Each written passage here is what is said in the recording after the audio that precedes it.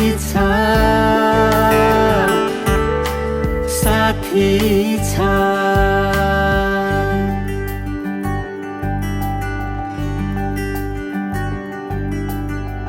नमस्कार, कार्यक्रम मेरो एउटा साथी छमा यहाँहरूलाई हार्दिक स्वागत अनि न्यानो अभिवादन। आजको यो कार्यक्रममा मसँग त्यस्तो अतिथि हुनुहुन्छ जो नेपाली चलचित्र क्षेत्रको प्रभावशाली व्यक्तित्व हुनुहुन्छ। राष्ट्रिय अन्तर्राष्ट्रिय अवार्ड जितिसक्नुभएका कलाकार, सशक्त कलाकार दयाहाङ राई अनि त्यस्तै प्रभावशाली सशक्त निर्देशक रामबाबु गुरुङ, दुईजनासँगको कुराकानी आजको कार्यक्रम मेरो एउटा साथी छमा। अब आउनुहोस् उहाँहरूलाई स्वागत गरौँ। स्वागत छ दुवैजनालाई। नमस्कार। नमस्कार। के छ हाल खबर रामबाबुको? मेरो केही छैन दाइ, सबै ठिकै छ। अब यो कोभिडले अलि लामै आराम मिल्यो।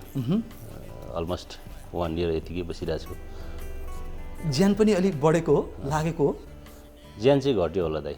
ए, योभन्दा बढी ठुलो थियो? रोजगारी घटेपछि त ज्यान पनि घट्यो। पहिला वेट कति थियो? मैले यही बुझेँ। मेरो 96 सम्म पुगेको थियो दाइ। अहिले चाहिँ 89 छु। कामको वेट बढाउन चाहिँ कतिको लागि छ? कामको वेट बढाउने कुरा त अब तपाईँको यो भ्याक्सिनहरूको नयाँ समाचारहरूले अलिकति तपाईँको इनर्जी आछ, होपफुली भएको छु। दयाको के छ हाल खबर? मेरो ठिकै छ त। नयाँ नौलो त्यस्तो खासै केही त छैन। सुनाइहाल्नु पर्ने काम अलिअलि भइरहेछ। नाटकहरूको कामहरू चाहिँ भइरहेछ। भोजपुर, ओखलढुङ्गा, सर्लाही जिल्लाका हिसाबमा हामी जन्मेका ठाउँ। हजुर। भोजपुरबाट कुरा गरौँ ल। हजुर दाइ। अलिकति आफ्नै जिल्लाको, आफ्नै ठाउँको कुरा गरौँ न। हजुर। कस्तो जिल्ला, कस्तो ठाउँ हो भोजपुर? कस्तो ठाउँमा जन्मे मान्छे हो दयाहाङ राई? अत्यन्तै सुन्दर। अब भन्ने हो भनेदेखि आजभन्दा 10 वर्ष अगाडिसम्म मोटर बाटो पनि पुगेको थिएन होइन, त्यति अर्ग्यानिक ठाउँ भनौँ। मलाई मोटर चढ्नुको लागि 2 दिन हिँड्नु पर्थ्यो। अनि तर हवाईजहाज चाहिँ जान्थ्यो, प्लेन चाहिँ एयरपोर्ट भएको ठाउँ चाहिँ हो।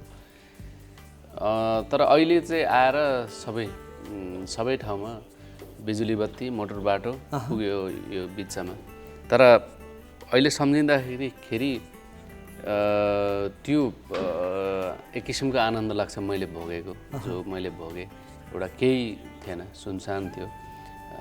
हामीले मोटर बाटो भनौँ न, बस, कार, यो मोटर बाटो आदि त्यतिको बिजुलीको कुरा गर्दाखेरि किताबको नक्सामा हेर्नु पर्थ्यो होइन, सम्पूर्ण कुराहरू नक्साबाट बुझिन्थ्यो।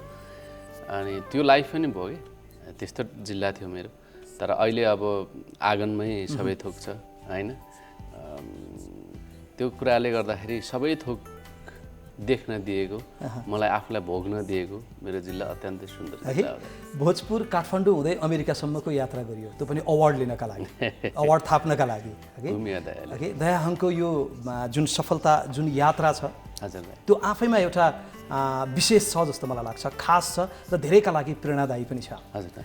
अब दयाहाङले पहिलोचोटि बत्ती कहिले भाल्यो? मलाई यो बुझ्न मन लाग्यो। कति वर्षको उमेरमा बत्ती भाल्यो? बत्ती त अब सदरमुकाममा त थियो, बत्ती थियो। मैले थाहा पाउँदाखेरि अलिक म सानै हुँदाखेरि बत्तीको कुरा चाहिँ गरेको सुनेको हो। तर म जन्मेपछि नै सायद सदरमुकाममा बत्ती देखिएको होला, यो त मलाई त्यस्तो लाग्छ। तर म 7 वर्ष जतिको उमेरमा होला बत्तीको स्विच चाहिँ अन गरेको। बिजुली बत्ती त्यो चाहिँ नि सदरमुकाम जाँदा, किनभने सदरमुकाम हामीलाई हिँडेर 3 घन्टा चान्चुनको बाटो हो। तर सदरमुकाम नगई धेरै कुराहरू हुन्नथ्यो होइन। किताब किन्नको लागि अथवा कपी नै किन्नको लागि, राम्रो कपी किन्नको लागि चाहिँ, अथवा कपडा किन्नको लागि त्यो जानै पर्थ्यो। त्यो जाँदाखेरि त्यहीँ देखेको। गाडी कहिले देखियो, कहिले छोडियो? गाडी त धेरै पछाडि देखेको दाइ। टेलिभिजन फिल्ममा त अगाडिदेखि नै देखियो। टेलिभिजन फिल्म त अब पहुँचको कुरा भयो। जिल्लामा मोटर बाटो नआए पनि फिल्म हल, 2टा फिल्म हल थियो मेरो, त्यो हाइभिजन हल। तर प्रत्यक्ष देखेको चाहिँ नरारी 17 वर्ष नपुगमा चाहिँ मैले पहिलोपटक चाहिँ गाडी चढेको हो। कहाँबाट कहाँ जाँदा? यो म झरेको चाहिँ, म हिँडेको चाहिँ दमक हिँडेको हो। भोजपुरदेखि 2 दिन हिँडेर बराह क्षेत्र आइसकेपछि, बराह क्षेत्र अलिकति क्रस गरेर चतारा आइसकेपछि चताराबाट धरान जाने बराह क्षेत्रमा चाहिँ ट्रकहरू, ट्र्याक्टरहरू के देखियो। तर मान्छे नै चढ्ने गाडी चाहिँ मैले चढेको चाहिँ चतारामा आउँदा। ओके, अनि हेलो गरेर टेलिफोनमा कहिले बोलियो? यो चाहिँ अलिक सानै थियो। स्कुलमा चाहिँ नि स्कुलमा तपाईँको म सायद 8 कक्षा पढ्दै थिएँ होला। त्यतिखेर मेरो स्कुलमा टेलिफोन बुथ राखिएको थियो। त्यो टेलिफोन बुथ बनेदेखिको मैले खुब निहालेर हेरेँ। अनि 8 कक्षा पढ्दाखेरि मेरो दाइले फोन गर्नुभएको थियो। त्यति बेला चाहिँ स्कुलमा क्लासमा भइरहेको बेला पनि स्कुलमा मेरो चाहिँ फोन आयो भने, कसैको फोन आयो भने चाहिँ सिधै सरले जाऊ भनेर पठाउनु हुन्थ्यो। फलाना फोन आएछ भनेपछि चाहिँ मेरो ढोकामा आयो, कोही मान्छे बोलाउन आउनुभयो, अनि दयाहाङ राई फोन आएको छ भनेपछि अब त्यो 5 मिनटको बाटो थियो त्यो स्कुल, मेरो स्कुल र त्यो टेलिफोन बुथको। त्यहाँ गएर बसेँ। त्यो बुथ चाहिँ माटोले बनायो कि सिसावाला। अनि कुरे अनि टेलिफोन त्यो गफ गर्नुको लागि चाहिँ छुट्टै बुथ उतापट्टि त्यो हाम्रो त्यो भनौँ न अहिले रेकर्डिङ स्टुडियो जस्तो लाग्दो रहेछ। त्यो सिसा भएको भित्रपट्टि चाहिँ कुरा गर्नुपर्ने कि। अनि कसरी कुरा गर्ने अब सारा मान्छे गफ गरेको त देखेको छु, तर आफूले त सुनिएको छैन त्यो आवाज कस्तो आउँछ त्यो भित्रबाट होइन। सुने अनि थरर कामेपछि राखेर रातो नपिर्याउने। अब तर सबैभन्दा चासोको विषय चाहिँ अर्को साथी पनि आउँथ्यो कि त्यो गर्दाखेरि। साथीले भनेको के भन्यो दाइले भन्ने कुरा कि उसको पनि फोन आएको थिएन होइन। दाइले चाहिँ के भन्यो त भन्ने दाइले सन्चै छ भन्नुभयो। ठिक छ भन्ने यस्तो कुरा भएको थियो दाइ। कि यो पुराना कुराहरू होइन, ती दिनका कुराहरू मैले यसो रिकल गरेको, सम्झेको मात्रै। अब रामबाबुतिर म आएँ, ओखलढुङ्गाको कुरा गरौँ न। गराउँदै आफ्नो जिल्ला, आफ्नो जन्म ठाउँ होइन, कस्तो जिल्ला? अनि यही मैले पनि सोध्ने यही, जसरी दयासँग कुरा गरेँ, गाडी पहिलोचोटि कहिले चढियो अथवा कहाँ देखियो, टेलिफोनमा कुरा ठ्याक्कै सँगसँगै भोगाइ उस्तै होला जस्तो लाग्छ। किनभने हामी उमेरको हिसाबले पनि उस्तै हो। अनि जिल्ला पनि अब त्यतिखेर त हाम्रो दुर्गममै पर्थ्यो, पहाडी जिल्ला दुर्गममै पर्थ्यो होला होइन। अनि बिजुली आएको पनि हाम्रोमा पनि त्यही हो। म अलमोस्ट 3 क्लासतिर थियो होला। तर त्यो बिजुली घरमा वायरिङ जोड्नुभन्दा पहिले त्यो स्विच बक्सहरू राख्छ नि, अनि बिजुली घरमा लाइन आउनुभन्दा अगाडि थिचेरै बिगारिसकेको थियो। स्विच बोर्ड चाहिँ गजबको खेलाउन जस्तो लाग्यो नि त हामीलाई। गाली खाइन्थ्यो ठुलोको, धेरै नचला बिग्रिन्छ भनेर। अनि त्यसपछि गाडीभन्दा पहिला चाहिँ हाम्रो त्यही हो, अब रुम्जेटारमा गाउँमै एयरपोर्ट भएको हुनाले गाडीको बाटो बनिसकेको थिएन। पहिला प्लेन चढेको अनुभव छ। ट्विन अटर आउँथ्यो हाम्रोमा, हप्तामा 2टा फ्लाइट हुन्थ्यो। काठमाडौँको यात्रा नि फर्स्टचोटि हामीले फ्लाइटमै गरेको। अहिले चाहिँ अब प्रायः गाडीको बाटो बनिसकेको छ, गाडीमा बढी यात्रा हुन्छ। ओके, अब टेलिफोनको कुरा चाहिँ? टेलिफोनको कुरा चाहिँ याद छ? त्यस्तो याद छैन। तर हाम्रोमा चाहिँ अब दयाले बुथको कुरा गरेको थियो। हाम्रो गाउँमा चाहिँ बुथ थिएन, टेलिफोन त्यो दूरसञ्चारको अफिस नै थियो, सानो एकतले घर। अनि त्यहाँ चाहिँ टेबलमा हुन्थ्यो।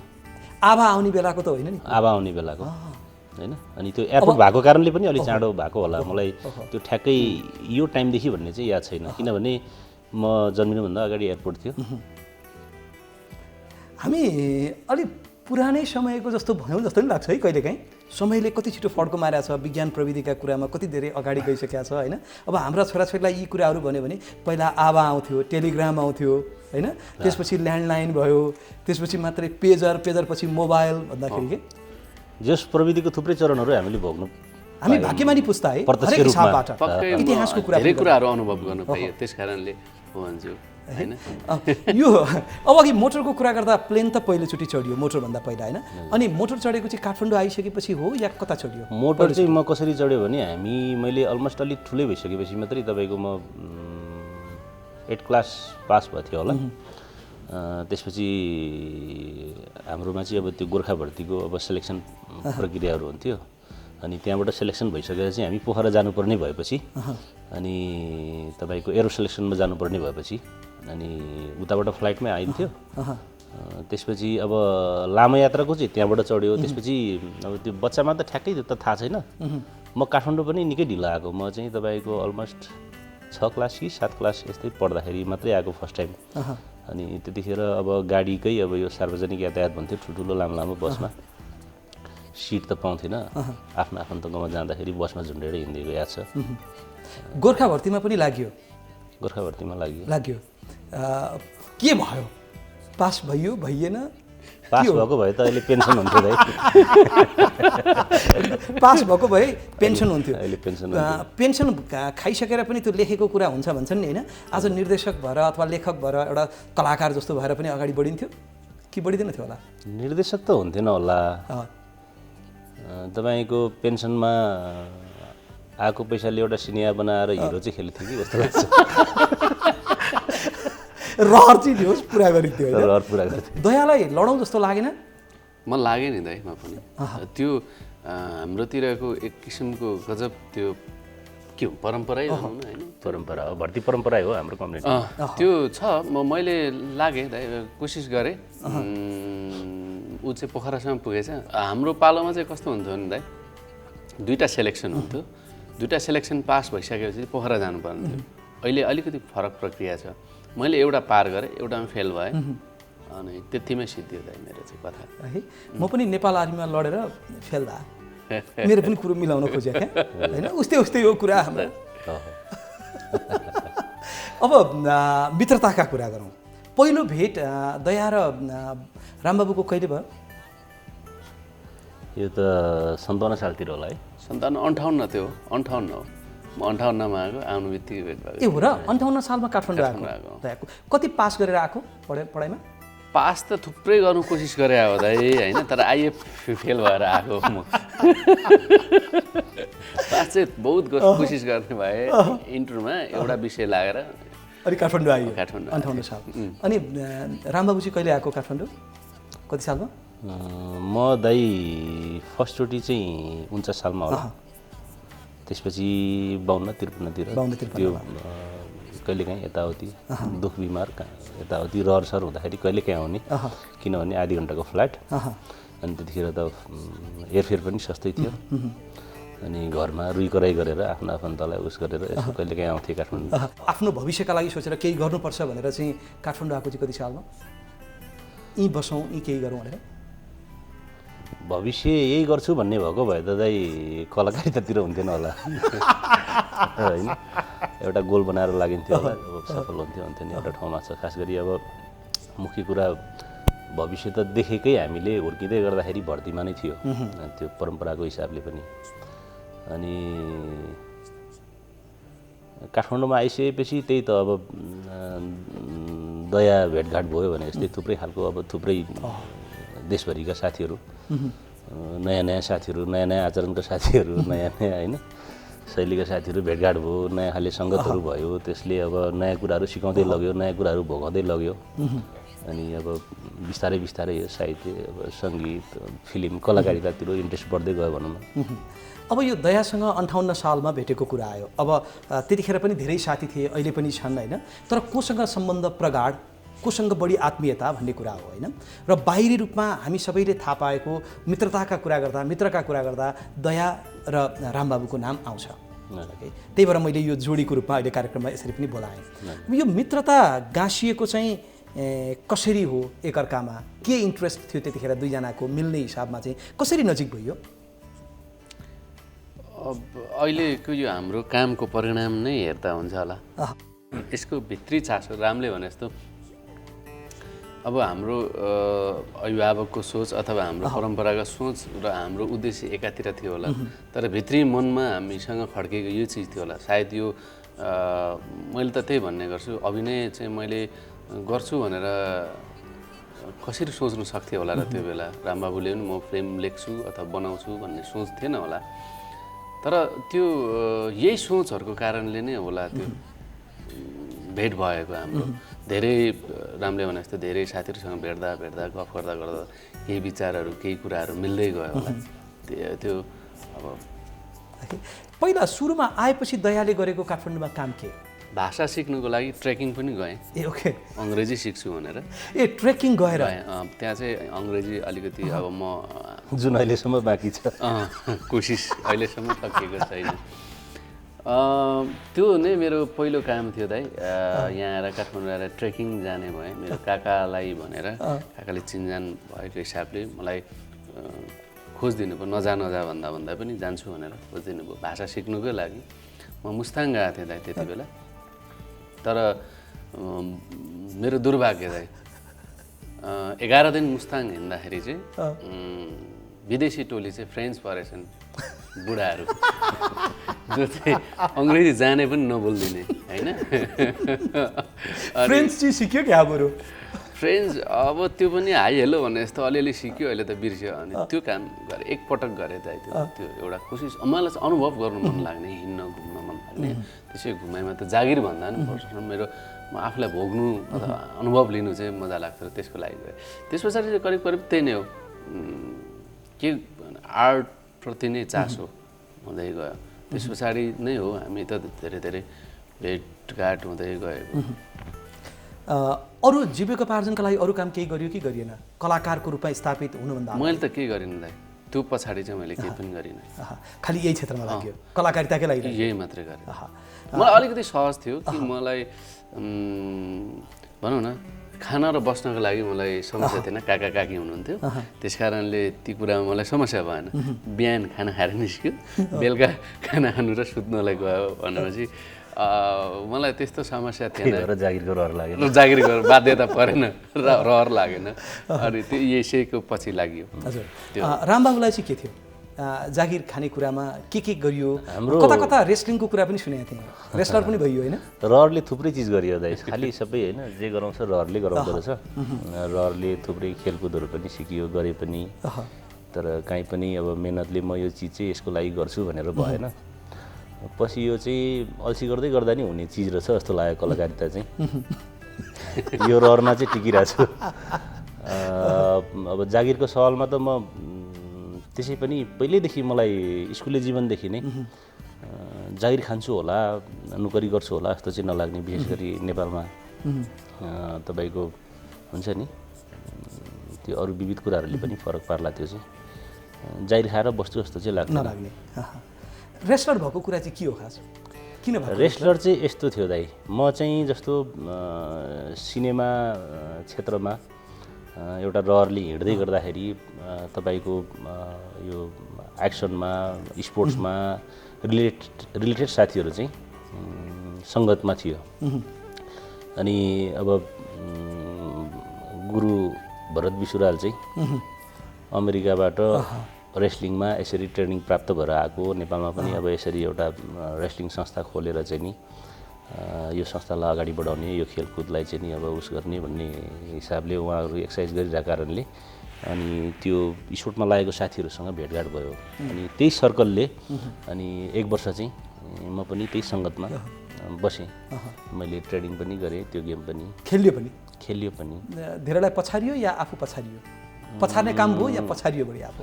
मेरो अनुभवबाट चाहिँ रेस्लिङ भन्ने खेल चाहिँ कस्तो हो भने पछार्ने भन्दा पनि जसले राम्रोसँग पछिर्नु जान्दछ उसले ऊ चाहिँ राम्रो खेलाडीमा गनिन्छ। ओके, भनेपछि पछारिने काम बढी भयो। अब दयालाई एउटा कुरा सोध्न मन लाग्यो, जस्तो रहर र सपनाका कुरा छन् नि, के फरक छ खास? हामी रहर गर्ने पनि भन्छौँ, सपना देख्ने पनि भन्छौँ, मेरो सपना यो भन्छौँ, रहर पनि यो भन्छौँ होइन, के फरक लाग्छ? खै दाइ, शब्दमा त पक्कै फरक छ। त्यस्तो होला, रहरले सपना देखाउने ठ्याक्कै चाहिँ त्यही, रहरले सपना देखाउने हो। सफल चाहिँ कस्तो मान्छे हुन्छन्? सफल चाहिँ भाग्यमानी मान्छे हुन्छ। कोसिस नगर्ने मान्छे चाहिँ सफल भइहाल्यो नि त। कोसिस त रहर भएपछि सबैले गर्छ नि, सबैको कोसिस तर सफल पुरा हुँदैन। यस्तो हुन्छ नि, अब कोसिस सफलता त मान्छेले पाउँछ नि पाउँदैन नि त। हरेक मान्छेले सफलता पाउँछ भन्ने त छैन। सफलता केलाई मान्ने त होइन। हाम्रो चाहिँ अलिक पैसा सैसा कमायो अथवा नाम ठुलो हो भने यसलाई सफलता भनिन्छ भने त्यति मात्रै होइन होला नि त होइन। उसले भने त रहरले एउटा सपना जगाउँछ, त्यो सपना पुरा गर्नको लागि त सकिन्छ सकिँदैन नि त, त्यो सफलै भइन्छ भन्ने छैन होला। आफूलाई रहर गरेको काममा आफ्नो प्रोफेसनप्रति इमान्दारी भएर गरियो भने चाहिँ हुन्छ जस्तो लाग्छ।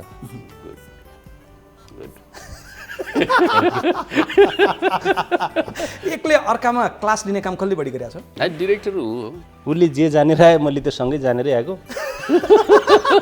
त्यहाँपछि डिरेक्टर भयो, सिकाउनु त परेको, भन्नु परेको। सिकाउनु पर्दैन।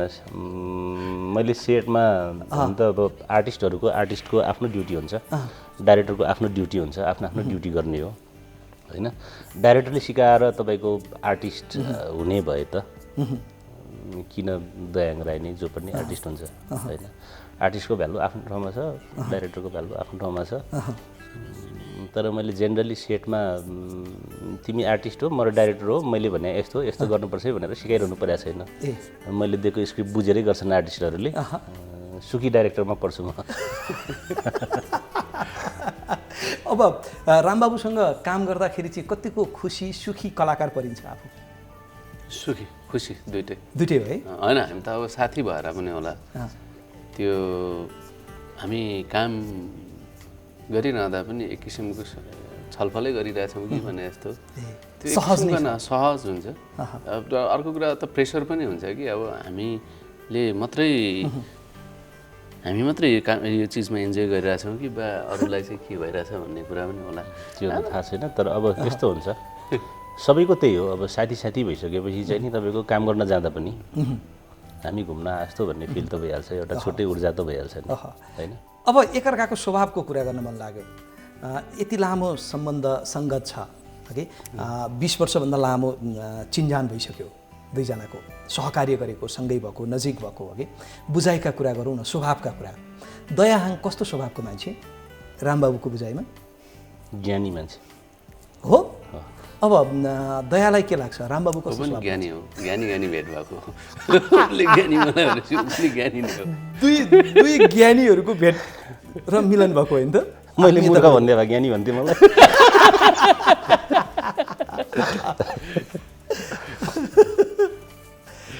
के कुरा चाहिँ सुधार्दै हुन्थ्यो भन्ने लाग्छ दयाले? त्यस्तो लाग्नुभन्दा अगाडि सुधारिसक्यो उसले धेरै चिज। त्यस्तो छैन दाइ, ठ्याक्कै यही चिज चाहिँ दयाले सुधार्दै हुन्थ्यो भन्ने लागेको छैन मलाई। छैन है? रामबाबुले केही सुधार्नुपर्छ? खै म पनि देख्दिनँ त्यस्तो। त्यो सुधार्ने यस्तो सुधार उस्तो सुधार भन्ने टाइपको भएदेखि त त्यो साथी पनि हुन्छ। जे कुरालाई पनि हामी हुन्छ नि ठिकै होला जस्तो लाग्छ। जस्तो के हो पहिले त अब उसले पनि मैले भन्दा धेरै अगाडि सुधारिसक्यो। एकअर्काले आफूलाई बुझेर सुधारिसक्यो होइन? हजुर। ऐना हेर्ने काम कतिको गरिन्छ रामबाबु? म पहिला हेर्थेँ दाइ, आजकल बिर्सियो। ओके। अहिले लुकिङ ग्लास मात्रै हेर्छु। ऐना हेर्न कम गरियो? ऐना हेर्दैन। दयाको? मेरो त लुकिङ ग्लास हेर्ने साधन पनि छैन, हेर्दिनँ म त। ऐना चाहिँ हेरिन्छ? ऐना कपाल काट्दा चाहिँ हेरिन्छ। नभए अरू बेला ऐना हेरौँ भन्ने लाग्छ कि लाग्दैन? अब त्यो ऐना हेरिरहने उमेर गइ पनि त सक्दैन कि फेरि आउँछ अरे नि त होइन, त्यो बेला होला। नरेश दाइलाई थाहा होला त्यो त। म त ऐना हेरिराख्छु। ऐना हेर्दाखेरि 2-3 किसिमको अनुभव हुन्छ मलाई त्यो लाग्छ। ऐनाको बारेमा म किन प्रश्न गरिरहेको छु भन्दा ऐना 2-3 किसिमबाट हेरिन्छ। एउटा आफूलाई हेर्नका लागि हेरिन्छ, अर्को आफूलाई बुझ्नका लागि पनि हेरिन्छ। ओके, म कस्तो छु, के छु र म के गर्नुपर्ने हो त? दाइलाई त ऐना भ्रमको लागि नि हेर्नु पर्यो।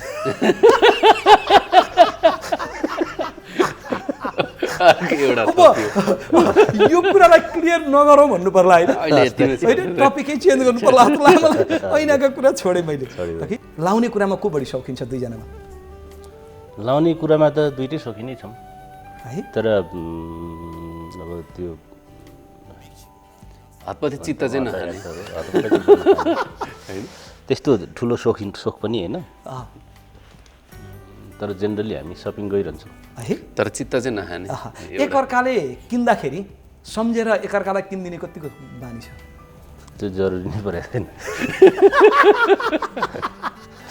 प्रायः जाँदाखेरि अब भेटघाट बढी हुने भएको कारणले सपिङ जाँदाखेरि आवश्यकै पऱ्यो भने, जस्तो उसलाई आवश्यक छैन भने मलाई आवश्यक पऱ्यो भने पनि साथी भएपछि सँगै गइने भयो होइन। कहिलेकाहीँ सपिङ गएको बेलामा विदेशमा होस् या स्वदेशमै होस्, होइन यो चाहिँ दयाका लागि लिदिउँ क्या सुहाउँछ उसलाई, कस्तो दया। विदेशमा जाँदा नि प्रायः सँगै हुने भएको कारणले अब किनकि भनेपछि एकअर्कालाई किनिदिने गर्ने रहेनछ कुरो थाहा पाइयो। आउँदा नि एउटै खालको आउँछ र हैरान हुन्छ। हाम्रो कतिपय एउटै कलर एउटै चिज धेरै कुराहरू ओहो धेरै कुराहरू मेल खान्छ अनि दुवैजनालाई मेकअप गर्न चाहिँ किन अल्छी लाग्यो ए यो चाहिँ दाइ बानी नपरेर होला यत्रो धेरै फिल्म खेला यत्रो धेरै नाटक गरेर मान्छे यत्रो ठुलो कलाकार होइन अब यत्रो ठुलो निर्देशक कलाकार पनि अनि किन यो मेकअप गर्नुपर्छ भन्ने नलागे अल्छी यस्तो हो नि त दाइ अब परिस्थिति बुझ्ने हो नि त अब हजुर अलरेडी मेकअप गरेर बसिसक्नु भएको छ लाग्यो अब हामी मेकअप गरे पनि हजुरभन्दा राम्रो बन्न सक्दैन होइन बरु मेकअप नगरेरै हामी अलिकति नराम्रो देखियो हो भन्न त पाएको मन बुझाउनु मन बुझाउने बाटो त हुन्छ दाइ ओहो मैले के यो पनि सोधिनँ हजुर यो मैमाथि काउन्टर आइरहेछ होइन ठिकै सत्य कुरा हो दाइ दुईजनामा खन्चुवाको छ कसलाई बढी खानुपर्छ ज्यान हेरेर थाहा हुँदैन अलिक खानु सौकिन चाहिँ म हो तर टेस्ट नयाँ नयाँ के भन्छ खोज्ने चाहिँ उता हो ओके अनि खाना जाउँ रमाइलो गरौँ आज खानपान चाहिँ जमाउँ है भन्ने पहिलो प्रस्ताव कोबाट बढी आउँछ प्रस्तावै चाहिँदैन हामीलाई त होइन निस्क्यौँ भनेपछि कहीँ गएर बोक्लाएपछि नि निस्किने खानको लागि प्लान गर्दैनौँ दाइ हामी भोक लागेपछि अटोमेटिकली है जम्ने काम पहिले झैँ छ या अहिले छोडिया छ जमाइ जम्ने भन्नाले चाहिँ हुन्छ ठ्याक्कै भन्दा पहिलादेखि अहिले मोबाइलले बढी बिजी गराउँछ दाइ ए ओके समय त्यस्तो छ मोबाइल कसले बढी चलाउँछ मोबाइलमा बढी झुन्डिने को हो चलाइराख्ने सायद रामबाबु होला यस्तो अलिक बढी चलाउँछ किनभने उसले धेरैपटक फुटाएको हुन्छ त्यसले अलिक प्रमाणित गर्नु लागि झरेर है भनेपछि यो झर्नुका विविध कारणहरू हुन्छन् अहिले होइन झार्ने बढी भनौँ चलाइराखेको बेला जाउँ फातुक गर्दा भुलक्कड हो अलिकति म दाइ त्यस्तो पनि छैन खासै हुनसक्छ दाइ है दुईटामा भुलक्कड को छ बोल्छु म अलि ढिलो अलिकति सुस्त को छ दुईजना सुस्त होइन त बिस्तारै जाउँ न भन्ने टाइप ए त्यो बेला बेलामा उस्तै हो म चाहिँ टाइममा हिँड्नु खोज्छु उसको कोही बेला ठ्याक्कै टाइमिङ हुन्छ हैरान बनाउँछ घरिघरि चाहिँ उसको अलिक टाइमिङ मिस हुन्छ चिप्लिन्छ घरिघरि त हैरानै बनाउँछ है 10:30मा है भनेपछि 10:25मै आएर कराउन थाल्छ कोही बेलाको भेट होइन यो चाहिँ आउँछ भन्ने कारण चाहिँ कस्तो छ भने फेरि मेरो साधन छैन अनि कहीँ जानु पर्यो भने आज पनि उसले लिएर आएको अब त छिमेकी पनि भइयो होइन हजुर अब त घर पनि सँगै बनाइया छ हजुर बन्दैछ अब छिमेकी पनि भयो यति मिल्ने साथी अब छिमेकी भइसकेपछि त झन् ढुक्क भयो नि त्यहाँ ढोकादेखि कराउनु पर्ने स्थिति आउँछ नि त र दुवैजनालाई एकदम बधाई है र धेरै धेरै शुभकामना धन्यवाद दाइ सफलता यसरी एकपछि अर्को गर्दै मिल्दै गएको छ अब पारिवारिक रूपमा पनि सँगै एकै ठाउँमा छिमेकी भएर बस्न पाउनु पनि त राम्रो हो नि त अब घर परिवारका कुरा गर्दा घर छिटो जाउँ बाहिर हुँदाखेरि कसले भन्छ हामी उस्तै होला यस्तो हुन्छ दाइ अब हामी बसेर कामको विषयमा अर्थात् चाहिँ कुनै पनि तपाईँको विषयमा अब साथीभाइ भेटघाट गरेर छलफल भएको छ भने घर चाँडो जाउँ भन्ने हाम्रो वातावरण हुँदैन घर चाँडो आइज भन्नेहरू छ होइन त्यसमा डिपेन्ड हुने कुरा हो त्यही भएर त्यति अब आज अलिक चाँडै जाउँ भन्ने खालको कुरा उठ्दैन हाम्रो जाउँ भन्ने त्यस्तो छैन फोन चाहिँ कसको बढी आउँछ ट्यार ट्यार कसको बज्छ घरबाट छिटो आउनु भनेर त्यस्तो त सामान्य सबैकै आइहाल्छ नि यता यता केही भन्दैछ जस्तो लागेन मलाई मेरो आउँछ दाइ आउँछ होइन बहुत धेरै आउँछ बहुत धेरै आउँछ अब आफ्नो जीवन सङ्गिनीलाई अथवा भनौँ आफ्नो जीवन साथीलाई कहिले नचाहँदा नचाहँदै पनि दुःख दिया हुनसक्छ अथवा भावनामाथि ठेस पुर्याइया हुनसक्छ भावना चाहना नबुझिया पनि त हुनसक्छ नि त मानिन्छ नि होइन मानिन्छ मानिन्छ नि मानिन्छ दाइ अब जीवन साथी नै खुसी भएनन् भने त आफ्नो जीवन पनि खुसी हुँदैन पहिलो कुरा त आफू खुसी हुन सुखी हुन सफल हुन जीवन साथी पनि खुसी हुन जरुरी छ यो ठुलो ज्ञान हो आज होइन यो हुनु जरुरी छ मैले त धेरैचोटि मेरो जीवन साथीको बारेमा खुलेर प्रशंसा गरेको छु कवितै लेखेको छु ओके मैले पनि के चाहेँ भन्दा अब बहिनीहरू खुसी हुँदाखेरि मेरा भाइहरू खुसी हुने हो अनि दाइले बोला ठाउँमा भाइहरू समयमा आउने हो कुरोकानी मिठो भेटघाट हुने हो त्यही भएर आज आफ्नो जीवन साथीलाई नामै लिएर सम्झिएर सम्मान स्वरूप केही भनिदिउँ गीतै गाउने भने गाइदिउँ कविता नै भने पनि भनौँ, शब्दमै केही भन्ने भए नि भनौँ। गीत गाउन जान्ने भए त किन यो हालत हुन्छ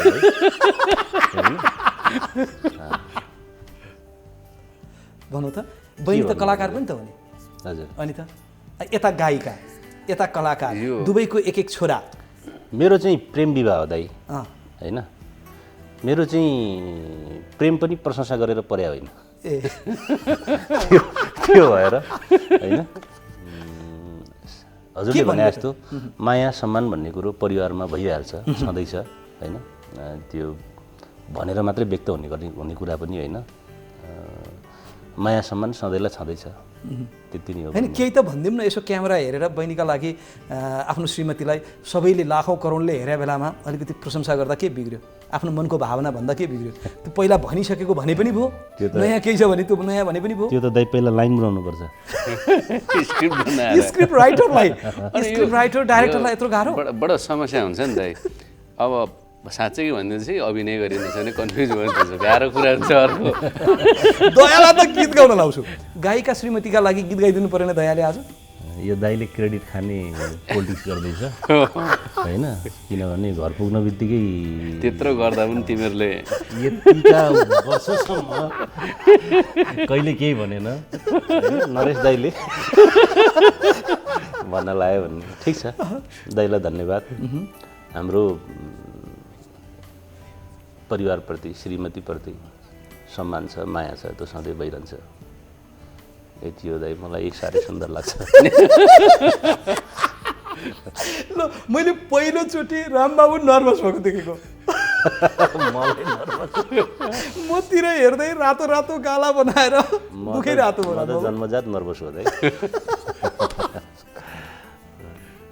अब ठिक छ, रामबाबुले त आफूलाई पञ्चायो। अब कलाकार होइन यस्तो दाइ, खास गरी मेरो जरुरी छैन होइन। म त निर्देशक भयो, म त अरूलाई बनाउने भयो। कलाकार जसले चाहिँ तपाईँको स्क्रिप्टेड भएर धेरैलाई भन्नुपर्छ, ल उसले चाहिँ बिर्स्या छ कि छैन भनेर भन्न जरुरी छ। यही कुरा डाइरेक्सन गर्न दिउँ क्या ल? प्रेमको संवाद श्रीमतीका लागि कसरी त? यो चिज के अरे मैले पनि बुझिसकेँ दाइ। अब यो चिजमा यस्तो हुन्छ, आफ्नो श्रीमतीलाई माया अथवा सम्मान, प्रेम, आदर गर्नुको लागि डाइरेक्सन गरेर हुँदैन। कसैले अराएर पनि हुँदैन, मेरो अलरेडी छँदैछ, जहिले पनि छँदैछ। टेलिभिजनमा आएर साँच्ची बसिरहनु बोलेर अहिलेसम्म चाहिँ के गरिराखेको भन्ने अर्को शङ्का हुन्छ दाइ। यो शङ्का बढ्ने काम हुन्छ हो? अभर नपार्नुहोस्। होइन, शङ्का बढ्ने भन्दाखेरि यो के भन्छ, यो प्रमाणित गरिराख्नु पर्दैन, अलरेडी छँदैछ। कस्तो राम्रो कुरा, प्रमाणित गर्ने चिज हो त। श्रीमतीलाई श्रीमानले कति माया गर्छ भन्ने कुरा प्रमाणित गरिराख्नु पर्दैन। छैन तर दाइ, तर सर्टिफिकेट छ छोरा। कहिलेकाहीँ श्रीमतीहरू के चाहनुहुन्छ भन्दाखेरि मेरो श्रीमानले नेसनल मिडियामा मलाई माया गर्ने कुरा अथवा म प्रतिको धारणा स्पष्ट रूपमा राखिदियोस् भन्ने कुरा श्रीमतीको चाहना हुन्छ। मैले धेरैका श्रीमतीहरू भेट्दा, भाउजू बुहारी बहिनीहरू भेट्दाखेरि उहाँहरूले मलाई के भन्नुहुन्छ भन्दा, सोधिदिनुहोस् है। यस्तो सर, फेरि चाहना छैन रहेछ भने फेरि अर्को अत्याचार हुन्छ। त्यो भएर अब सोधेर आएर अर्को कार्यक्रममा भन्छु।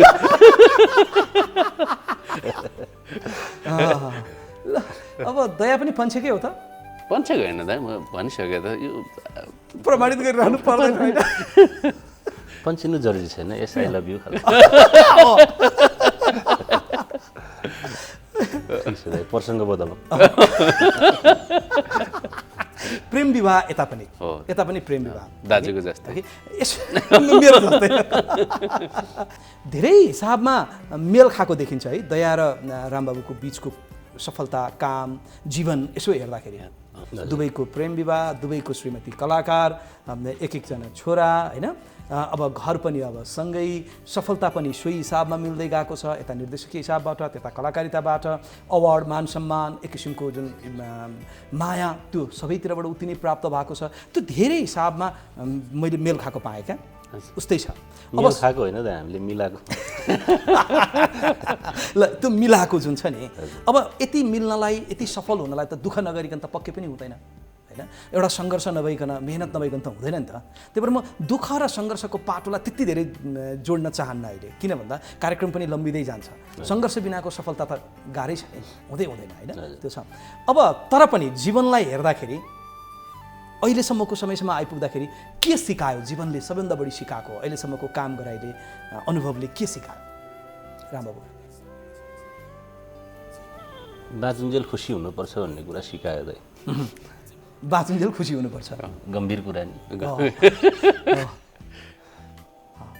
दयालाई के लाग्छ त्यही हो दाइ जति बाँच्दैको उति आनन्दको चिज भोग्न सकिँदो रहेछ भोगाइ त्यही हो दाइ जिन्दगीमा गर्नै पर्ने कुरा चाहिँ के हो जुन कुरा हामी पछि परिरहेछौँ अथवा चुकिरहेका छौँ त्यस्तो त थुप्रै होला दाइ अब कोट्याइएको छैन तर पनि जस्तो कतिपय हेर्दाखेरि हामी देख्छौँ नि होइन कहिलेकाहीँ अरूका जिन्दगीलाई हेरेर हामी निहालेर भन्छौँ यो मान्छेले यो नगरे भए हुन्थ्यो यो काम चाहिँ गर्दा भए बढी राम्रो हुन्थ्यो भनेर अरूका लागि पनि कुरा गरेर आउँछौँ आफैले पनि कहिलेकाहीँ महसुस गरेर आउँछौँ कहिलेकाहीँ नगरे पनि हुन सक्छौँ भने चाहिँ के चाहिँ गर्नुपर्ने जस्तो लाग्छ खास चाहिँ सबै काम गर्दा हुन्छ आफू इमान्दार रहेर ए सबै काम गर्दा भयो आफू इमान्दार रहेर इमान्दार चाहिँ रामबाबुलाई के लाग्छ त्यही हो दाइ अरूको भलो चिताउनु पर्यो अरूको भलो चिताउनु पर्यो आफूले आफैलाई चिन्दा आफूलाई आफैले बुझ्दा चाहिँ रामबाबु कस्तो मान्छे सामान्य मान्छे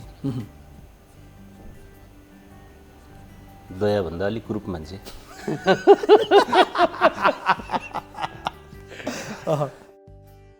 कस्तो कलाकार म कलाकार त हो दाइ म स्क्रिनमा चाहिँ अभिनय गर्न सक्दिनँ तर मेरो सुख होस् दुःख होस् जहाँ जे पर्छ त्यहाँ प्रायः आफूले आफूलाई कसरी सान्दर्भिक बनाउने भन्ने अभिनय गरिराखेकै हुन्छ रियल कलाकार रियल भन्दा पनि रियल हजुर स्क्रिप्ट राइटर लेखकमा स्क्रिप्ट राइटर त कमजोर छु दाइ म स्क्रिप्ट राइटर स्ट्रङ हुने भए त म अझै धेरै धेरै ठुल्ठुलो राम्रो सिनेमा बनाउन सक्थेँ होला अब प्रयत्न चाहिँ जारी छ होइन कलाकार र स्क्रिप्ट राइटरको कुरापछि निर्देशक चाहिँ कस्तो निर्देशक एउटा दर्शक रामबाबु गुरुङले भन्यो भने म गतिलो निर्देशक त होइन किन कसरी के कुराले मात्रै मलाई मोटिभ गरिरहेछ निर्देशक बन्नलाई अर्थात् चाहिँ यो आफ्नो प्रोफेसनमा काम गरिरहनलाई मलाई होप चाहिँ एक खालको कन्फिडेन्स चाहिँ म बेटर काम गर्न सक्ला कि भन्ने कुराले चाहिँ मलाई मोटिभेट गरिरहन्छ तर अहिले हजुरले सोधे जस्तो कस्तो निर्देशक भनेर म राम्रो निर्देशक अर्थात् नराम्रो अर्थात् तपाईँको मैले नम्बर गर्नलाई चाहिँ मैले यति नम्बर चाहिँ मेरो पाउन्डर हो भन्नलाई त्यस्तो छैन दाइसँग यो मापन हुँदैन अवार्डले मापन गर्दैन अथवा भनौँ चलचित्र सफल हुँदाखेरि कमाइले मापन गर्दैन नि दाइ मलाई लाग्ने चाहिँ किन भन्दाखेरि आर्ट भन्ने चिज कहिले पनि कम्प्लिकेटेड हुँदैन जस्तो लाग्छ मलाई जति बुझ्दै गयो त्यति सिक्दै जाने कुराहरू हो होइन केले चाहिँ मापन गर्ला अब मापन गर्ने कुरा चाहिँ यस्तो हो तपाईँले जे काम गर्नुहुन्छ त्यो काम चाहिँ पब्लिकमा आइसकेपछि पब्लिकले एउटा जुन जजमेन्ट दिन्छ सोसाइटीले जुन जजमेन्ट गरिदिन्छ होइन त्यसले एउटा त्यसको कस्तो खालको सोसाइटीमा कस्तो खालको भ्यालु क्रिएट गर्छ भन्ने कुरा त्यही मात्रै हो तर नम्बरमा भन्न सकिँदैन जस्तो लाग्छ मलाई ओके दयालाई के लाग्छ मापनका कुरा गर्दाखेरि जस्तो कलाकार सफल असफल अथवा राम्रो नराम्रो जुन भन्ने कुरा हुन्छ नि अवार्डले मापन गर्छ कि गर्दैन अथवा त्यो कलाकारको दर्शक अथवा हलमा फिल्म चल्दाखेरि व्यापार जुन गर्छ त्यो सफलताले मापन गर्छ कि गर्दैन त्यो पपुलारिटीको लागि मात्रै गर्ला कति पपुलर छ भन्ने कुरा तर सफल भन्नुमा चाहिँ व्यक्तिगत मेरो आफ्नो हिसाबले चाहिँ रामले भने जस्तै जब कोसिस गरिरहन्छ होइन आफ्नो कामलाई चाहिँ म अझै बेटर गर्छु भन्दै जाँदा जब कोसिस गर्न थालिन्छ अथवा कोसिस गर्ने जाँगर चल्छ तब चाहिँ नि त्यति बेलासम्म चाहिँ ऊ एउटा सक्षम कलाकार हो अथवा जे पनि आर्टिस्ट हो भन्ने चाहिँ लाग्छ होला जस्तो लाग्छ तर सबै थोक प्राप्त गर्दैमा भनौँ न अवार्डका कुरा यी मान सम्मान पुरस्कृत भन्ने कुरा अवार्डेड भन्ने कुरा होइन उसलाई करियरमा एउटा प्रोत्साहन गर्ने दिने कुरा मात्रै हो जस्तो लाग्छ मापन गर्ने कुरो चाहिँ होइन प्रोत्साहनको लागि चाहिँ गरिने चिज हो त्यो फेरि त्यही समयको लागि चाहिँ हुनसक्छ फेरि त्यही फेरिको लागि दयाङ राईलाई कसैले बेस्ट एक्टर हो भनेर दियो भने होइन त्यो उसले गरेको कामप्रति सम्मान त हुँदै हो सबभन्दा पहिला होइन तिम्रो बेस्ट बन्ने सम्भावना छ है भन्ने पनि हो भन्ने कुरा। विभिन्न सङ्केतहरू हो। अघि मैले रामबाबुलाई जे कुरा गरेँ जस्तो आफ्नो बुझाइ हुन्छ नि आफू कस्तो मान्छे भन्ने कुरा, अरूले के भन्छन् भन्ने कुरा त आफ्नो ठाउँमा छँदै छ। दयाहाङ चाहिँ आफ्नो बुझाइमा कस्तो मान्छे हो? उसले भने जस्तो सामान्य नै हो, त्यस्तो केही छैन। महत्त्वकाङ्क्षा सपनाहरू सपना त छ, हुन्छ। सपनाले नै हामीलाई यसरी कुदाइरहेको होला सायद। सपना चाहिँ बोक्ने मान्छे नै हो। जस्तो दयाहाङ हो त्यस्तै रूपमा अरूले चिन्दा छन्, बुझ्दा छन्? त्यो त गाह्रो छ, किनभने म सिनेमा खेल्छु। मेरो सिनेमाको चरित्र को हिसाबले कतिले हेरिदिनु भएको हुन्छ, फरक हुन्छ। खास हुनु र खास होमा फरक, बुझाइमा फरक त छ। दयाहाङका सपना साकार हुन अब कति छन् बाँकी? नयाँ सपना थपिया छन् या पुरानै सपना थपिँदै जान्छ त्यो चिज? तर पहिलाका धेरै सपनाहरू त साकार भयो होला हैन? केही मात्रै, केही मात्रै साकार भएको छ भनेपछि पहिलेकै अझै बाँकी छ। आजकल निद्रा धेरै लाग्छ भने बिहान उठ्दा सपनै बिर्सियो। अब जिन्दगीलाई कतिले नाटक जस्तो भन्छन् नि हैन? जिन्दगी नाटक जस्तो हो कि जिन्दगी चलचित्र जस्तो हो कि जिन्दगी कस्तो हो? कुरा त उस्तै होला, जिन्दगी जस्तै हो। खास गरेर कस्तो होइन? जिन्दगी सोचे जस्तो छ? के सोचिन्छमा भर पर्छ होला। के सोचिन्छ त्यसमा भर पर्ने भयो। अब दयाहाङको नाटकको पाटो, रङ्गमञ्चको पाटो र चलचित्रको बाटो भनौँ अहिलेलाई होइन, यो रङ्गमञ्चको गन्तव्य, अन्तिम गन्तव्य भनेको चलचित्रै हो? होइन त, कदापि हुँदैन। दुईवटाको बाटो मिडियमै फरक हो। त्यो फरक यस्तो चाहिँ हो, मैले चाहिँ के गरेँ भने मैले अभिनय नाटक माध्यमबाट सिकेँ अनि त्यसलाई दुवै ठाउँ मैले प्रयोग गरिरहेको छु। अब नाटक सिक्नु, नाटक गर्नु, नाटकको अन्तिम ऊ चाहिँ त्यो नै होइन, त्यो त हुँदैन। ए ओके, भनेपछि यी दुई फरक पाटोहरू। दयाहाङ राई मेरो लागि चाहिँ ओके, दयाहाङ राईका कुरामा नाटक, थिएटर अब अहिले मण्डला सञ्चालन गरिरहेछ होइन? अब नाटक र चलचित्र यी दुई दयाहाङ भनेर जोडिएर आउँछन् नै, तर पनि दयाहाङको पहिलो प्रायोरिटीमा पर्ने चाहिँ के हो? मेरो दुवै हो, त्यो एउटै हुन्छ भन्ने लाग्दैन। त्यही भएर म अहिलेसम्म समय मिलाउँछु। अब यहाँ यो अन्तर्वार्ता सकिँदा मेरो उता अफिसमा मिटिङ चलिरहेको छ, म सम्झिरहेको छु होइन।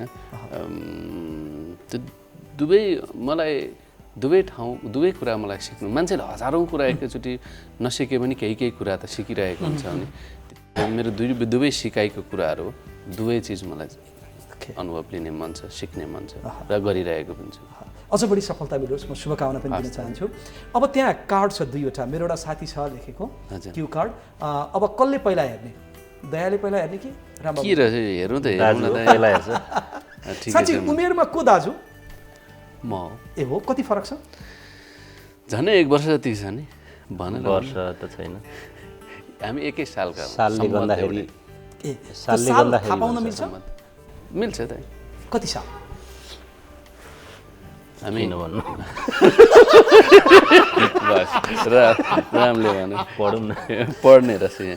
रामबाबु के हो दाइ, यो त थुप्रो छ त। अनि डेट नम्बर पनि छ, मेरो नाम छ। नम्बर केही परेन त्यो। अब दयाहाङले के गर्नु पर्यो भन्दा त्यो कार्डमा भएका नामहरू चर्चित नामहरू नै हुन्। अब ती नामहरूमा केही नामहरू दयाले यता रामबाबुलाई अभिनयद्वारा, हाउभाउद्वारा या केही शब्द प्रयोग गरेर बुझाउनु। ओहो, यो विषय त मलाई गाह्रो लाग्ने विषय हो दाइ। अलिअलि केही शब्द प्रयोग गर्न नि पाइन्छ, के भन्नु र? केही शब्द प्रयोग गर्न पनि पाइन्छ। यसको त मलाई पैसा चाहिन्छ। एग्रिमेन्ट भएको छैन त यो त, कसरी गर्ने? साँच्चै यो पनि यही कुरा आउँदाखेरि मलाई सोध्न मन लाग्यो। दयाहाङले जति पारिश्रमिक खोज्या हुन्छ रामबाबुले त्यति दिएको छ? छ होइन, समयमै दिएको छ? समयमै छ। अब किनभने माग्दै माग्दैन। ए ओके, दयाहाङले माग्दै माग्दैन होइन, दिनु पर्दैन फेरि, मित्रता होस् त लिएर जान्छ। ल अब चिनाउनु पर्यो यता, कस्तो के भन्नु? केही हाउभाउ गरेर अथवा केही शब्दहरू प्रयोग गरेर बुझाउनु पर्यो, डाइरेक्ट नाम भन्न पाइएन। अलि टाठो मान्छेसँग भए आँटाउँथ्यो होला उसलाई, त्यो कति बुझ्छ भने यो बुझाउनु पनि आउँदैन, गर्नु पनि आउँदैन दाइ मलाई। त्यसपछि पहिला सुरु गरौँ रामबाबुबाट। मैले अभिनय गर्नुपर्ने, त्यहाँ छ कार्डमा नाम छ, ल त बुझाउँ त। मैले अभिनय नै गरेर बुझाउनु पर्ने हो भने त यो दिनको लागि त लु त केही नामहरू छन्। यो गेम त तिमीहरू त गजबले खेल्थ्यो त। अनि म बुझ्नु मात्रै आउँछ नि त। ल ल यताबाट यो बुझाउँ त मैले अहिलेसम्म खेले नि छैन, कस्तो अप्ठ्यारो पार्नुभएको दाइ। ल त यो यसको उपाय भन्दा अर्को छैन दाइ। म गर्छु त, अर्को उपाय पनि गरौँ न। यो अलिक हामी अलिक फेलरमा मान्छे परियो कि यो हो एकदमै फेलर। यता यता यता साथी के भन्ने, हजुर अब यो होइन यो भन्दा अर्को उपाय अपनाऊ यो भन्यो भने- सक्न त सकिन्छ दाइ, तर थुप्रै टाइम खान्छ यसले, नगरौँ। हो अलिअलि अलिअलि केही नगरौँ। यो 1.5 घन्टा त्यो लाग्छ यो दुईजनालाई हामीलाई। लु त्यसो भएदेखि त्यो ती राखौँ। यो राखियो अँ, दाइ, ती राखौँ। यो राम्रो रहेछ। छोटो रूपमा बुझाइ मात्र है त। हजुर हजुर अब रामबाबु गुरुङबाटै सुरु गरौँ। हुन्छ दाइ। ल यता यता सोधिहालेँ मैले। ल केही नाम भन्छु म, ती नामहरूका कुरामा चाहिँ जोड्नु पऱ्यो। ल ठ्याक्कै सम्झौँ। काठमाडौँ, काठमाडौँ भनेपछि फेरि गोलमाल भइहाल्छ होइन। यो सपनाले लखेड्दै ल्याएको ठाउँ हो। अब यो जस प्यारो लाग्छ। काठमाडौँ भनेपछि के याद आउनु, काठमाडौँ भनेपछि फिल्म नै याद आउँछ पहिला है काठमाडौँ भनेपछि। ल अब म सँगसँगै गराउँछु, सँगसँगै सोध्दै जान्छु। केही नामहरू अहिले चलचित्रकर्मीको पनि नाम दिन्छु म। दयाङ राईलाई काठमाडौँ, जेरी दाइ घुमेको गुलियो मिठो। काठमाडौँ आएर खायो। होइन उहाँ खाएपछि जेरी जत्तिकै गुलियो गुलियो मिठो। तिमीले सपनाले लखेड्दै लिएको भन्ने बित्तिकै फिल भयो। तर यो नयाँ नाम लाग्यो। काठमाडौँ भनेपछि दयाङलाई जेरी याद आउँछ। गोलो मिठो होइन, तर गोल चक्कर। अब कलाकारतर्फ लागौँ। निर शाह, एकदम मलाई चाहिँ सबै अनुभवी मान्छे। यता निर शाह, आदरणीय दाइ, मेरो हरिवंश पर्सनल आचार्य? चिनान छैन, रमाइलो मान्छे, रमाइलो कलाकार। है एकदम उत्साह भएको, मदन कृष्ण श्रेष्ठ, गम्भीर मान्छे। मलाई उहाँले भनौँ न सामान्य रूपमा हेर्दा चाहिँ कमेडियन लागे पनि उहाँ गम्भीर हुनुहुन्छ त्यस्तो फिल। मेरो यस्तो छ दाइ, उहाँहरूसँग आदरणीय दाइहरू हो, म श्रद्धा गर्छु सधैँ मनबाटै। उहाँहरूको कामबाट म धेरै प्रभावित छु। विविध हिसाबले मलाई उहाँहरूको कामहरू साँच्चै मनपर्छ। त्यो कमेडी वेबाट मात्रै होइन, इन्टरटेनिङ हिसाबले मात्रै होइन, त्यो पर्सनल भेटघाट चिन्जान नभएको कारणले मैले पर्सनली उहाँहरू कस्तो छ भनेर अनुभव गर्न पाएको छैन। तर आदरणीय दाइहरू के भन्नु, यो सिनियर धेरै कलाकारहरूलाई भेट्न पाएको छैन हो, भेटेको छैन हो। एकदम कम दाइ, एकदम छ हो। एकदम कम। जस्तो निर शाह दाइसँग नि भेट भएको छैन, छैन मेरो हरिवंश मदन दाइहरूसँग नि पर्सनली भेट भएको छैन। छैन। अरू को कलाकारसँग मैले कार्यक्रमहरूमा कहिलेकाहीँ यताउति भेट हुँदा अब नमस्कार गर्ने, छड्किने गर्छु। त्यस्तो पर्सनल्ली भेटघाट। राजेश हमालसँग भेट भएको छ? राजेश हमालसँग पनि पहिला उहाँसँग त पर्सनल्ली भेटै एकचोटि त्यो सिङ्गापुरमा भएको हो, 2-3 दिन। त्यसपछि याद छैन, कहीँ पनि भएको छैन। भुवन केसी, शिव श्रेष्ठ दाइ? भुवन केसी दाइसँग चाहिँ अलिक बढी भेट हुन्छ। ए अनि शिव दाइसँग? शिव दाइसँग त मेरो फेस टु फेस अहिलेसम्म एकचोटि पनि भेट भएको छैन। यता दयाङको चाहिँ कतिको भेट हुन्छ सिनियर कलाकारहरूसँग? रामको भन्दा अलिकति बढी मात्रै होला। मेरो नि ठिकै जस्तो भनौँ न, तपाईँले भन्नुभयो शिवदाई, भुवन दाई, हरिदाई, मदन दाई, उहाँहरूसँग चाहिँ भेट भएको छ। हरिदाईहरूसँग पहिला एउटा टिभीसीको लागि काम पनि गराएको थिएँ। अनि हरिदाई, मदन दाई, अनि निर शाह सरसँग त मैले काम गरेको छु 2टा सिनेमामा। शिवदाईसँग चाहिँ मैले उसले राजेश दाईसँग उहाँ सिङ्गापुर, मैले हङकङमा भेट भएको शिवदाईसँग चाहिँ यस्तै। राजेश दाईसँग मैले सिनेमा पनि गरेँ, नाटक पनि गरेँ। भेट जस्तो सङ्गत चाहिँ भेट भयो हुनु र सङ्गत हुनु फरक कुरा हो। मैले सङ्गतको कुरा गरेको, सङ्गतमा चाहिँ अब राजेश दाईसँग त्यसरी काम गरेँ, निर शाह सरसँग त्यसरी काम गरेँ। कम सङ्गत भएको छ, भेटघाट त भइरहन्छ। भेटघाटले त हामीलाई त्यस्तो केही चिनाउँदैन नि त।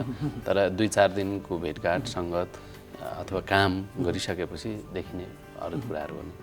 अब युवा पुस्ताका केही नामहरू लिउँ है, ठ्याक्कै भनौँ। अनमोल केसी एक शब्दमा भन्दा हुन्छ। सुपरस्टार एउटा शब्द अनमोल केसी भने त्यही मात्रै छ। Anmol superstar superstar. Young star. Pradeep Khadka महासुपरस्टार मेहनत सुपरस्टारै हो नि ऊ पनि। सुपरस्टार हो, जुझारु एक्टर पनि हो, हार नखाने मान्छे हो, मेहनत गर्ने मान्छे हो। मैले देख्दा चाहिँ किनभने उसको त्यो सिनेमाको त्यो बेलादेखि आफै बनाएर हिँडेदेखिको त्यो सपना बोकेर हिँडिरहेछ, एकदम जुझारु मान्छे। पल छ पल र ऊ यस्तै हो प्रदीप, जो साँच्चीकै हुन्छ नि। अझै पल त अर्को उसको ब्याकग्राउन्ड अर्कोबाट होला, ऊ टेक्निकल मान्छे हो, एडिटर हो भनेको सुनेको थिएँ। उसँग व्यक्तिगत रूपबाट उसलाई त्यति धेरै त कुरा त गर्नु पाएको छैन, तर उसको त्यो यात्रा जो छ गजब यात्रा गर्ने मान्छेहरू जुझारु। यता केही भन्नु छ पलको बारेमा? कसलाई? पल छ त्यो अघि दुईवटा सुपरस्टार भनेको अभिनेता भाइहरू भन्न, उनीहरूले दाइ भन्छ होइन, सँग चाहिँ अब भेटघाट पनि गफगाफ पनि भएको। अब पलजी चाहिँ अब पर्सनली अहिलेसम्म मैले भेट भएको छैन, तर मलाई मनपर्ने अभिनेता हो पल छ। विपिन कार्की? विपिन कार्की त झन् मनपर्ने कलाकार हो। सौगात मल्ल कस्तो कलाकार? ठ्याक्कै सौगात मल्ल त झन् मनपर्ने कलाकार है। होइन अर्को टाइटल दिउँ न, केही भनौँ न, कस्तो मान्छे भनेर, कस्तो लाग्छ भनेर। मन त परिहाल्छ नि सबै। रामबाबुलाई मन नपर्ने को छ र? मलाई मन परेपछि फेरि जे टाइटल दिने हुन्छ दाइ, सकिन्छ। ठिक छ। दयालाई के लाग्छ? जस्तो विपिन कार्की मेरो प्रिय एक्टर हो, प्रिय एक्टर है, राम्रो अभिनय गर्ने कलाकार हो। सौगात मल्ल पर्फेक्ट एक्टर हो। पर्फेक्ट। यी दुई आए। अब अलिकति नायिकाका कुरा गरेन फेरि अन्याय हुन्छ होइन। Priyanka Karki? Energetic artist. Priyanka Karki beautiful actress है। के अधिकारी? अझ ब्युटिफुल एक्ट्रेस। के अधिकारीको बारेमा? एकदम अनुशासित आर्टिस्ट। नम्रता श्रेष्ठ? नम्रता लगनशील र जुझारु मात्रै अनुशासित? जुझारु सरी जुझारु एक्ट्रेस। यता के भन्ने नम्रता श्रेष्ठको बारेमा? सुन्दर बहिनीहरू, राम्रो अभिनेत्रीहरू, साँच्चीकै दयाले भने जस्तो अनुशासित बहिनीहरू। भेटघाट कम हुन्छ एकदमै। किन भेटघाट कम हुन्छ भन्दाखेरि हामी आफै कम हिँड्छौँ, म कम हिँड्छु। त्यो भएर होइन। ल अब एउटा मात्रै नाम लिए त्यसपछि ब्रेक।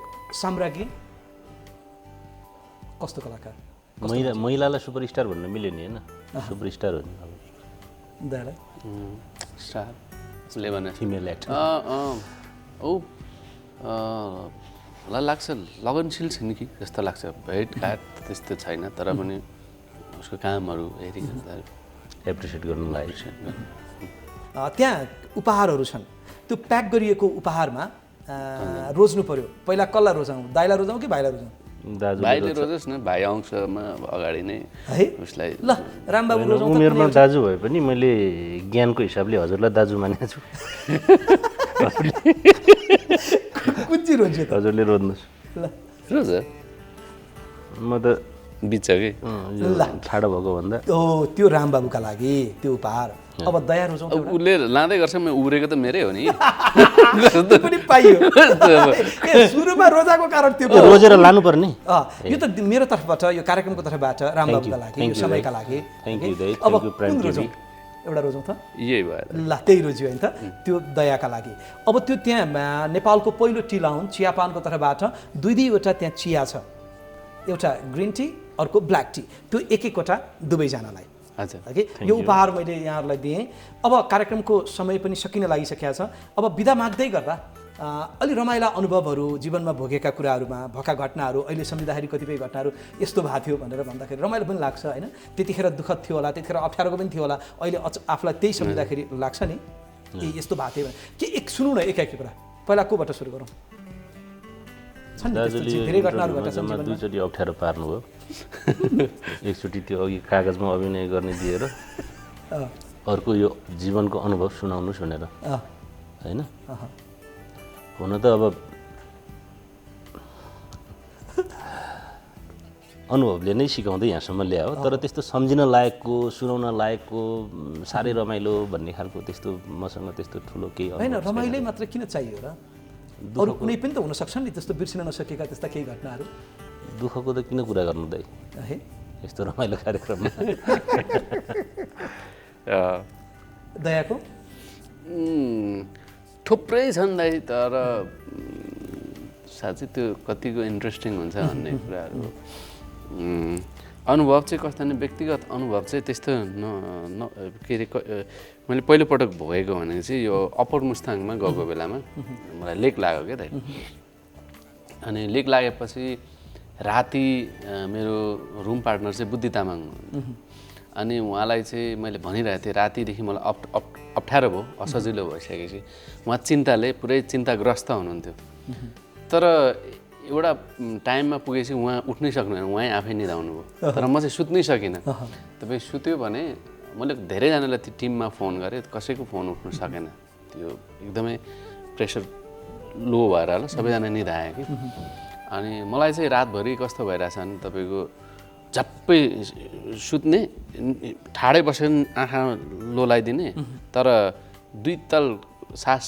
निधाएर होला सास लिने बित्तिकै यो चाहिँ तातो भएर फ्याँकिदिने कि मान्छे फ्याँकिदिने यो तातो भने भडाका मान्छे फ्याँक्ने तर्सिने अनि मैले रातभरि के गरेँ भने झ्याल खोल्ने कि ढोका खोल्ने त्यस्तो चिसोमा पनि 1 देखि 100सम्म 100देखि उल्टो गन्दै 1 सम्म घरि अङ्ग्रेजी नेपाली दुइटै गन्दै गन्दै गन्दै गन्दै बस्ने फेरि बस्ने यसरी आएँ यसरी रात कटाएपछि बिहान सबैले फोन गर्छ रुममा आएपछि अनि त्यहाँनिर डक्टरहरू पनि लिएर आउनुभयो अनि त्यस पछाडि उहाँले के भन्नु उहाँलाई यहाँ राख्नु भनेको खतरा छ भन्नुभयो किनभने त्यो मेरो अक्सोमिटर लाउनु भयो सेचुरेसन हेर्नुको लागि अनि त्यो गर्दा डायमक्स लिएर खाँदा नि 55-1देखि माथि चढेन मेरो अक्सिजन लेभल अनि यो पुरै जाला जस्तो यो अलिकति बोल्दाखेरि पनि खोक्नु त हुँदैन हुने त्यो तारले कसे जस्तो भइरहेछ अनि हामीसँग एउटै मात्रै गाडी रहेछ साधन अनि त्यहाँदेखि फर्किने त्यो चाहिँ नि मङ्सिरको 25 गते हिमाली भेगको चुनाव भइरहेको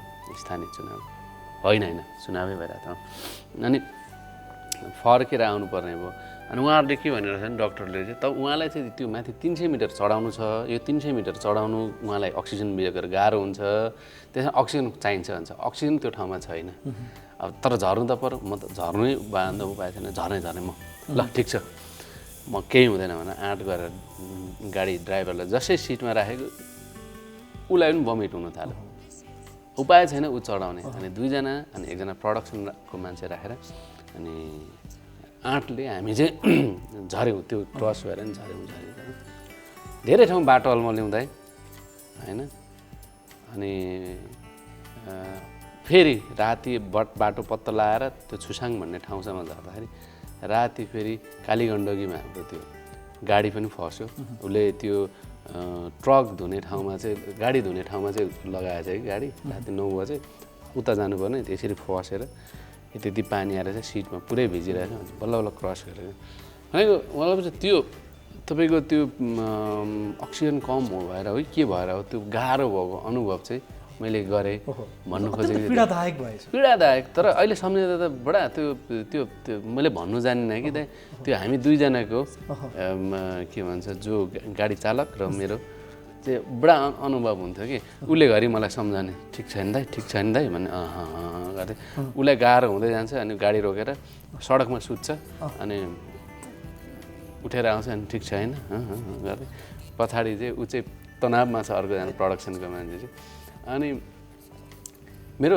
अनुभव चाहिँ मलाई भएको अनुभव चाहिँ त्यो जीवनको एउटा कठिन पल रहेछ कठिन पल भनेको अहिले चाहिँ मलाई त्यसले सिकाएको छ नि कहीँ जानु छ भने चाहिँ पूर्व तयारी बेगर चाहिँ नजानु भन्ने चाहिँ रमाइलो अनुभव भन्दा सिकाइको कुरा हो एउटा जीवनको एउटा दुःखद भोगाई यो दयाका कुरा है रामबाबु गम्भीर मुद्रामा केही भन्ने मुडमा हो जस्तो मलाई लागेन केही सोचिरहेको छ केही नयाँ कुरो केही स्क्रिप्टका लागि कथा केही कुरो अब यताबाट निस्किएर अफिस जाउँ कि घर जाउँ भन्ने